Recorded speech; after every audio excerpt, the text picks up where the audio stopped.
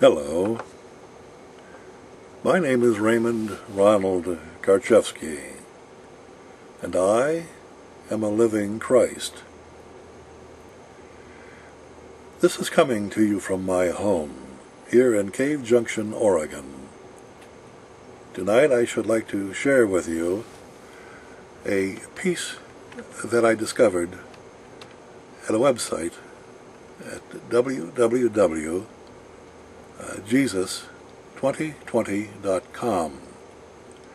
It begins by instructing its readers to discover Jesus, to change your life by knowing Jesus as your Lord, by following Jesus and praying to Jesus for a life of peace, joy, and love.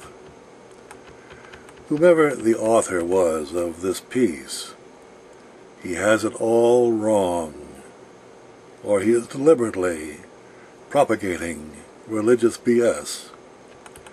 It just continues the satanic myth that has caught the imaginations of millions and millions of blind, believing Christian converts over the last 2,000 years.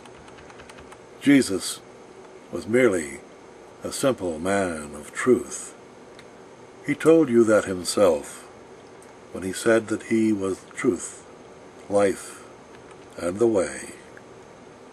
Not many people of his time understood what that meant, and few understand it today. Jesus had the same capacities as each of you who were born into this world. He was a man like any other man born, but he stood alone in his own transcendent understanding of his relationship with the infinite, with truth, with God, with divine intelligence.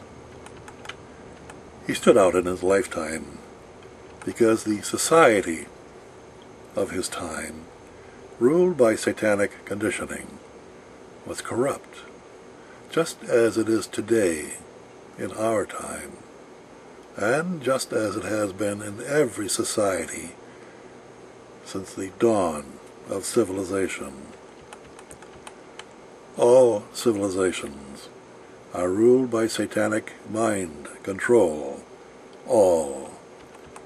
If your life is based in history, it is based in satanic fantasy, inculcated into you by satanic mind controllers, storytellers, who condition your mind through such stories.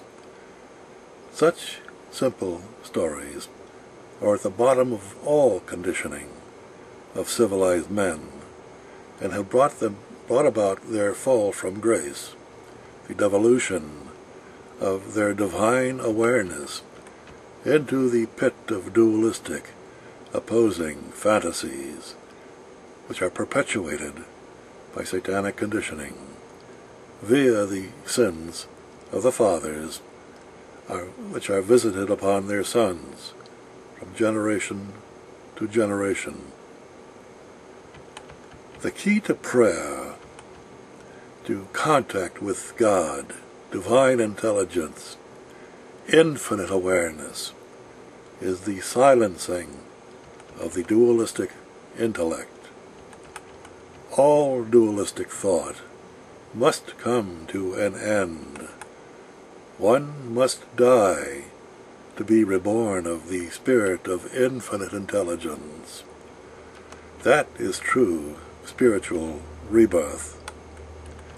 All else is just a satanic trick conditioned into men and women who play these tricks upon themselves with the help of their satanic mind control handlers. And you know who they are. You will give your lives for such fantasies. If one is good only because they worship fantasies, they are not truly good at all, are they? They are merely following their good satanic conditioning, their programming, which has been programmed into them by their priests, by their ministers. Such good programming opposes those who follow their bad satanic conditioning from the media, from TV, from books, newspapers, and the like, thereby creating the necessary opposition to wage never-ending conflict with their own intellects through self-doubt and through their own personal relationships with other like-minded people during their lives on this earth. When one prays to his own idea of God, Jesus, Krishna, Buddha, and the like, one is praying to their own conditioned, projected ideas, and therefore are worshipping dead, graven images. Such blind believers are of the living dead, yet that is all they know. That is the delusion which holds the consciousness of all satanically conditioned men and women. Christians violate their own first commandment of the 10 Commandments regarding the worshipping of graven images, yet they are completely unaware of it. When one resonates with non-dualistic truth, one is truth. They are the I am that I am. Such a vibration is holistic, holy, non-fragmented. All thought of the intellect is fragmented, partial, divisive, and opposing. That is its satanic nature. Look at the world that you support with your life's blood, your personal wealth, your mind, your soul. Check the headlines. Is it life-supporting, or is it death-supporting? Christians know nothing of the essence of their Savior, for did he not say that he was truth? Mind-controlled entities live under the satanic spell of hypnotic conditioning by repeated and reinforced stories which are programmed into their memory-retentive intellects. They are walking, talking computers, spewing out their programming, nothing more, nothing less. I personally know people, some of whom were good friends. Those who do good things are good people, but only because of their satanic conditioning has and is to be good Christians, to seek to emulate Christ, but never expect to achieve it, for they are conditioned to fail. That is how they are kept under control by the priesthood and their ministers.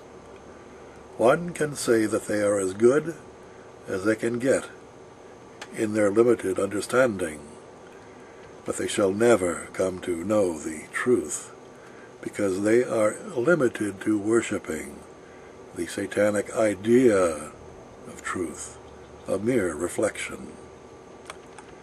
For truth is holistic, it is holy, it is complete, while belief is satanic, fragmented, unholy, incomplete.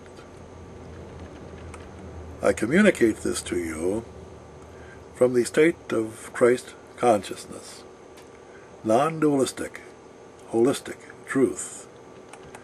You are hearing it from your present non-dualistic, fragmented, conditioned, belief-driven intellect. So you will get part of it, but will miss the true essence of truth that is being made manifest. You will see it only as an opinion, and as such will immediately erect a barrier separating you from the holistic communication. Do you see how easy satanic opposition is created, and which separates you, removes you from experiencing your own God-given gift of direct perception of truth? An exception arises when it comes to those who have the eyes to see and the ears to hear, to those who have the capacity to listen and observe in silence.